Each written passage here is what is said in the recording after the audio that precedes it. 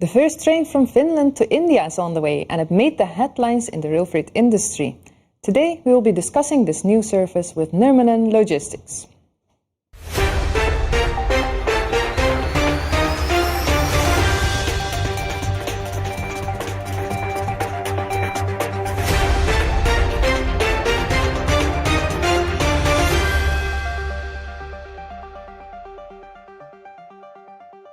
Yes, hello everyone, it's Friday 2nd of July and today we're here to discuss the International North-South Transport Corridor, which runs all the way from Finland through Russia, Iran to reach India. And we have experts from Finland as well as Iran on the line.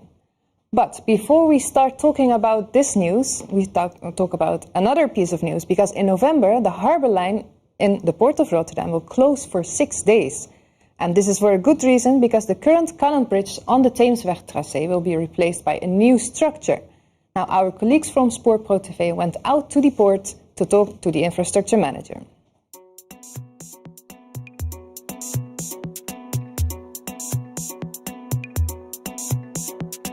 We staan hier op het Theemsweg tracé, bovenop het viaduct. Op 2 november in week 44 van dit jaar om 5 uur 's ochtends zal de havenspoorlijn buiten dienst gaan om dit tracé in dienst te stellen. Daar zullen we om 8 november 5 uur 's ochtends mee klaar zijn.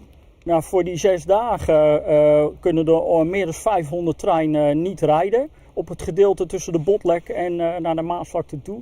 De havenspoorlijn is zo gelegen dat er geen omleidingsroutes zijn. Maar het eerste gedeelte van de haven, de Waalhaven en Pernis, zijn wel bereikbaar.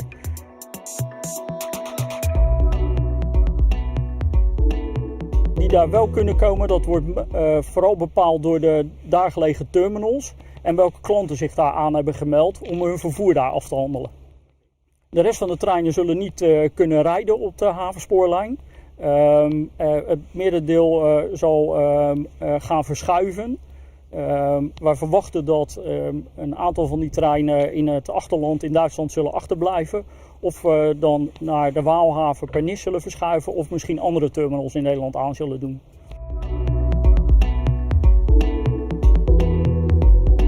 We zullen extra werkzaamheden binnen dit gebied uit gaan voeren, onder andere aan de Botlektunnel en aan de Europortzijde op de hoofdbaan extra wissels gaan vervangen. Dit zijn normaal gesproken ook hele grote buitendienstellingen waar ook heel veel uur voor nodig is. En deze past mooi in deze 6 dagen.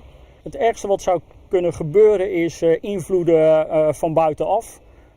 Die wij hier als project maar moeilijk in de hand hebben. We kunnen een heel groot havengebied met heel veel verschillende soorten activiteiten. Er wordt op van alles wordt er rekening mee gehouden. Maar je kan nooit inschatten wat de grote of de echte impact is op je werkzaamheden.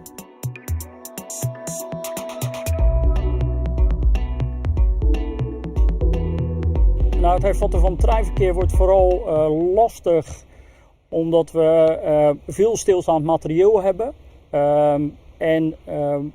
Daarbij zullen we vooral moeten kijken hoe gaan alle treinen weer beladen worden. En wat komt er eerst naar binnen en wat gaat er eerst uit. Vlak voor het einde van de buitendienststellingen zullen de eerste internationale treinen natuurlijk alweer richting Nederland komen. Wij gaan ervan uit dat we maandagochtend om 5 uur weer een normale dienstregeling op kunnen starten. Normaal is natuurlijk wel een aangepaste dienstregeling omdat we buiten de internationale cadans zijn terechtgekomen door deze onderbreking. Ja, dat zal doorlopen tot eind week 45. We verwachten dan in week 46 weer in het normale internationale patroon te zitten.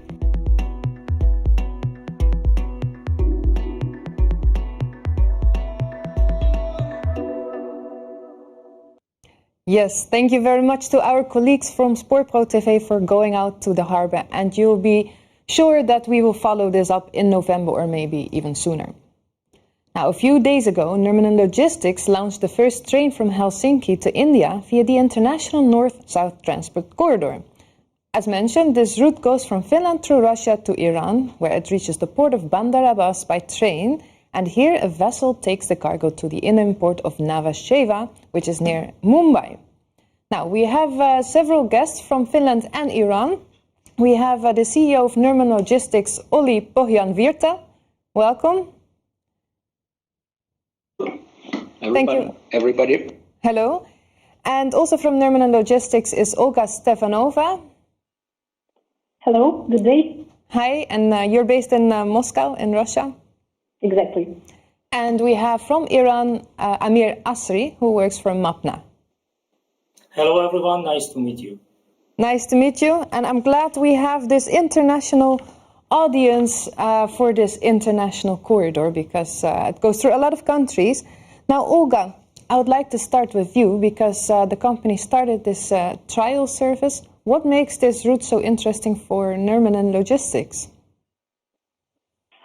Well, basically, as all of us know, and many of us have faced the latest problems with getting allocation at vessels on deep sea routes connecting Asia and Europe. Lately, a lot of our customers and in general, these participants of global supply chain are constantly searching for alternative solutions, how to get their cargo moving, as global supply chain logistics is, as we know, based on global supply. So it's related to good connection, logistics connections between different countries in Europe and Asia.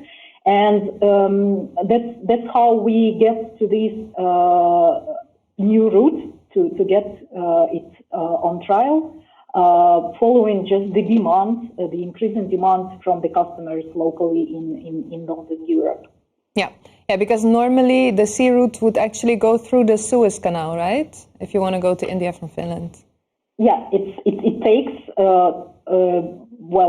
quite twice as long as this new route in terms of transit time, and it would go via Suez Canal. So this alternative route via Russia is faster, twice compared to the deep sea route, traditional one. And of course, as like for all other container train routes connecting Europe and Asia, container trains run on schedule, which is very important in terms of following the supply schedule. Yeah, and which route is it taking exactly? So it starts in Helsinki, it crosses the border of Vainikala-Buslovskaya, and then it crosses again the border of Astara, and then the containers are moved to Bandarabad port, and from Bandarabad port, it's short sea connection to the Navashava port in India. And in an ideal situation, how long would it take? This entire? We expect, yes, the transit time to be around 22-25 days. In total. And currently you're doing a trial run, right? Yes, this is first a trial container train going by this route, yes. Yeah. And is the train already at the final destination? It's on the way at the moment, so we will have more updates a bit later. Yeah. Now, Olli, you are the CEO of this company. What do you expect from this trial? Oh, I expect that our big international client is happy with us.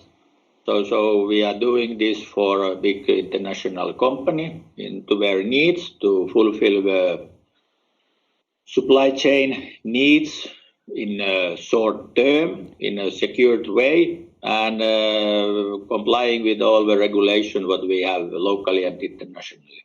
Yeah. So we expect that our client is happy for this test trial. Yeah, so it was a pure response to the demand of the client? Yes.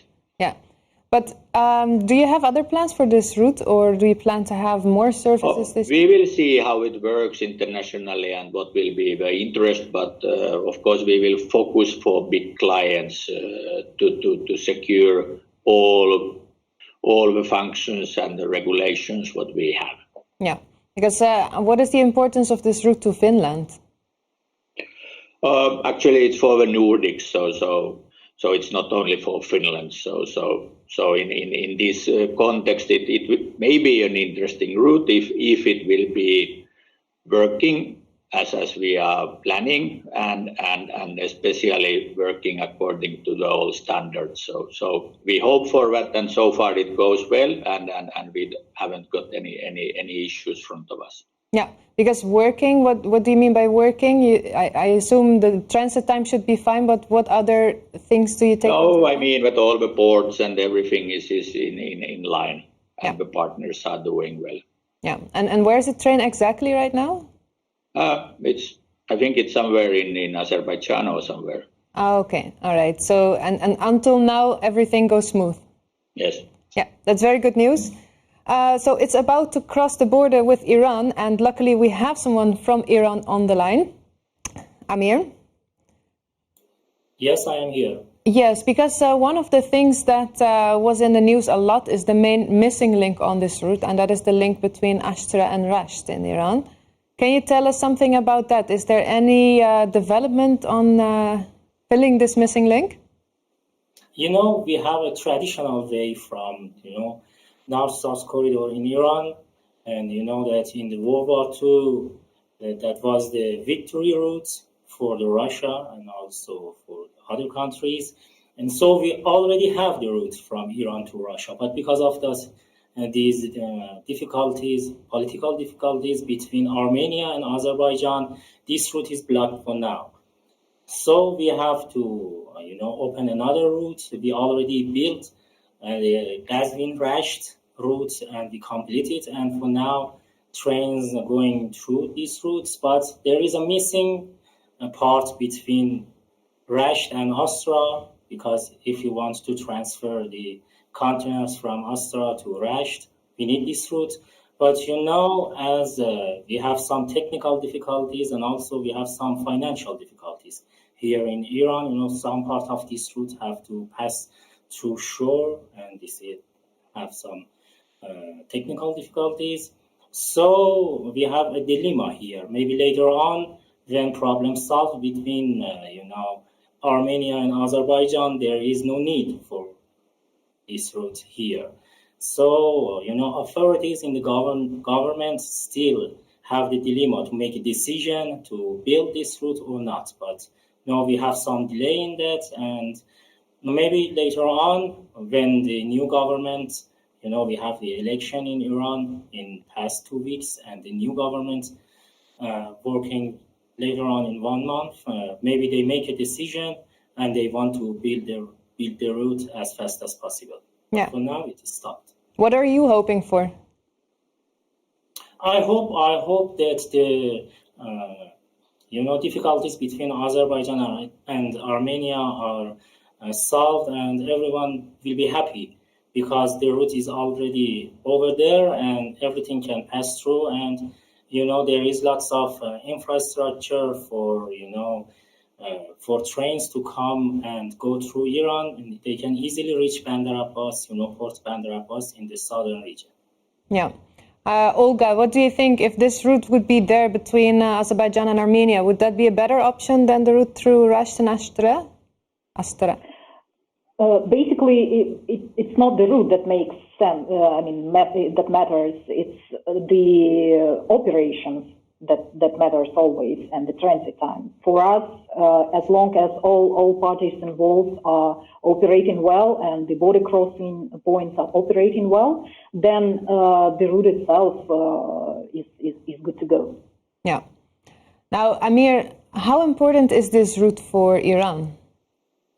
This is very important not only for Iran but also for other countries, because as you tell before, if the freight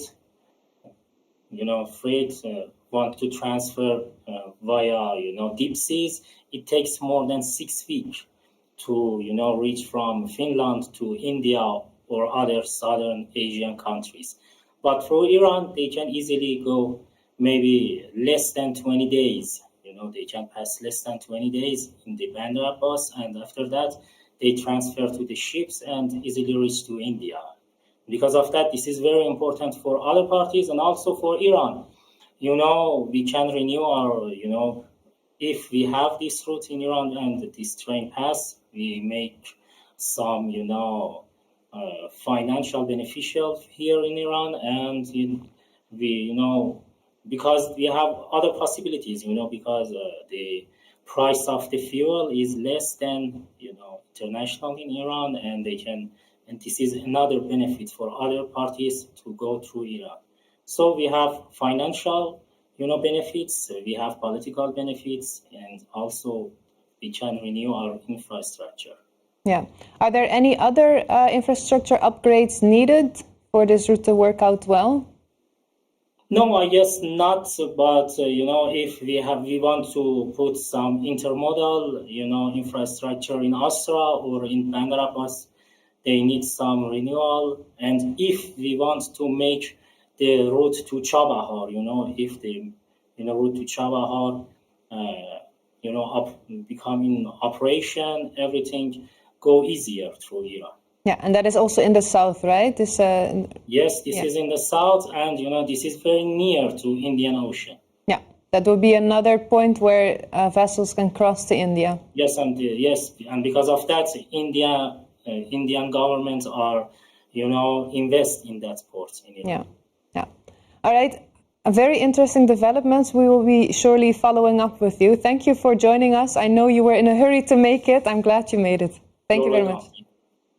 Now, Olli and Olga, I would like to turn back to you because you have been very active also in transport to China and Finland, back to Finland. What is the latest update? You have some new services, I think, launched in June. Can you tell us more about it, Olli? Yes, as our main routes are, of course, from China to Finland and to Northern Europe, even to Rotterdam. So we really want to build Helsinki as a hub in Europe together, not competing with other hubs, but giving one other option, a secured option, one other route for companies securing their shipments. So it's especially from West China, Middle China, like Chongqing, Chengdu area is very effective. It's very sustainable way of transporting goods by rail. Rail is the future with lowest CO2 emissions. So we are really having the possibilities to give our clients competitive edge by using our services from China to Europe, but also through Trans-Siberian route from Japan, South Korea, Vietnam, Singapore, which we are having growing demand for both ways, not only for westbound, but also for eastbound. So we are really seeing that Helsinki is a real good destination to ship further or to get goods from Europe and from here by rail to China. So we are really building complex solutions, not only rail. We are giving the whole package, door-to-door service with tracking and all the services. So it's not only about rail. We know rail very well, but we have excellent forwarding services and all other services included. So we give really a complex package for our clients in a sustainable way. So it's like really a part of supply management that big companies can really utilize and to get competitive edge. So we see this as it's the future. Rail is the future, and it's part of multimodal. Yeah. Now, Olga, you also mentioned Helsinki as a possible hub in Europe traffic. Does Helsinki have what it takes in order to become the next Kaliningrad, for example? Yes, I completely agree with the concept that Helsinki may become the next transit hub on this China-Europe, Asia-Europe in general line. And there are several reasons to that.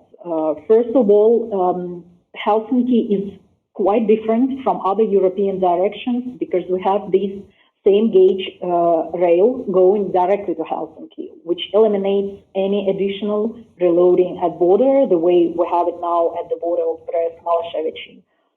And so it's much easier in terms of operations. Another thing is that Helsinki is not just a railway station, it's a port, of course. And the railway station is located in the port area, which makes it really easy to handle transit containers. If those arrive by rail, by container trains to Helsinki, they can easily be moved via the port of Helsinki, then further to all other European destinations. So it eliminates all extra operations, and also it helps to save not only time and money, but it also helps to keep the cargo safe, because the less we move containers, the more secure the cargo inside the container is. So all in all, it's really Helsinki itself has very good potential to become the new transit hub along this Asia-Europe route. Yeah, and why hasn't happened this so far? It's already happening. It's already happening. That's great to see. Okay. And because now Kaliningrad was one of those alternatives to the main route in Brest-Milosevice, and it took a while for everybody to understand that it's a viable option. Is Helsinki there yet, that people know that this is a good option? Yes, because we have here all the possibilities on warehousing, terminal. All is very secured with Western standards, and we can very, very fast work with the Scandinavia up to Narvik, down to Rotterdam, Hamburg. So we have very many daily departures from Helsinki Port, so much more flexible than Kaliningrad, and for both ways. So it's not only westbound, we are also doing eastbound. So we are really serving both ways, the clients with secured timetables. So it gives the possibility for real supply chain in the industry. Yeah. So it's not only some departures only one way. So we are really having big industrial clients who are using us both ways with their components, ready-made products, and so forth. So Helsinki is already coming a hub and a real player. Yeah, you mentioned Narvik. What happened to the salmon train that was supposed to be going from Narvik to China? We are ready with the salmon and all food stuff deliveries. It's still up to some regulations and formalities in the Kazakhstan and Chinese border, which we have to fix. So it's not up to us, but we are ready. And what is China? What are the restrictions in China right now? There are some restrictions about temperature control to departures. Yeah, and that is still there. They are still there. From when has that been? It's last year, September, October. Right, and that's exactly when you were about to launch the train, I suppose. Yes. Yeah. Okay. But we are ready to start when it's possible. Yeah. And Olga, we have this map here. I see Vladivostok, a big blue line going to Vladivostok. This is a very important hub for Nurminen Logistics. Can you explain why this is so attractive? Well, our main line has always been the direct rail connection between China and Helsinki, both ways. So we've been operating for several years already on that red line on this map. But this year, again, following the huge demand from our customers, we were successful to launch this new route going via Russian Far Eastern ports, Vladivostok and Vostochny, again, both ways, westbound and eastbound. And good advantage of this route is that it can collect and can transport cargo not only from China, but also from all those South Asian countries around, like Vietnam, Singapore, Japan, Korea, of course, and China as well. Yeah. That gives us a good advantage to mix and match cargo from various destinations and origins and put them on the same train that connects Helsinki and Russian Vladivostok and Vostochny ports. Yeah, how does this work, this transshipment procedure there? You mean the procedure in Vladivostok? Yeah, because I see several destinations on the Chinese east coast. Is this all on one vessel? At the moment, in order to make it easier in terms of operations and to make these transit procedures in Vladivostok easier and smoother, yes, we do it this way, that the same vessel goes, it calls several ports in China, like Qingdao, Shanghai, Ningbo, and then the same vessel carries all containers that will be moved by one train from Vladivostok further to Helsinki. It makes it easier that the one vessel carries one load, and then we avoid some extra sortings in Vladivostok. And is the demand for this service increasing? It is. It's, I would say the market is booming for this one. And why do you think that is increasing now? Basically, the main reason is because traditionally major cargo-based areas geographically in China are located close to those seaports of Shanghai, Ningbo, and Qingdao. That's why, of course, for shippers, it's more interesting to have the port of loading very close to the cargo base. That's probably the main reason. Yeah. All right. I have one last question because going back to the line between Finland and India. Now, this missing link is there. As Amir said, that it might not actually happen. Depends on the government's will to do it. How are you doing it now with this missing link? How are you dealing with it? Is that with me? Olli. Yes. No, Olli. Sorry. I'm asking Nurminen how they're dealing with this missing link. I don't know exact technologies what's happening because it's our providers are doing it. So we are not personally working where. No. Okay. Do you know Olga? In all, it's just multimodal routes, but all those parts are arranged, by service providers there. So it's up to them to arrange these. Yeah. Okay. All right. Thank you all for joining us today. I thought it was a very interesting talk from all corners from the world. Thank you for being here, and we'll follow it up. Thank you, everybody. Thank you. Thank you very much. See you. Thank you. Thank you. Goodbye. Bye. And then we have reached the end of the show. Don't forget to subscribe, because if you subscribe, you will be notified when we have new content. We sometimes have other videos too, which we post on our YouTube channel. And of course, we have our weekly RailFreight Live. So for now, see you next week. Goodbye.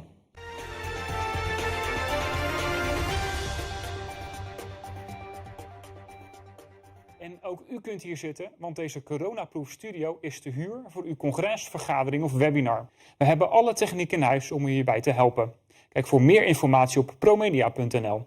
Ik zie u graag in onze studio.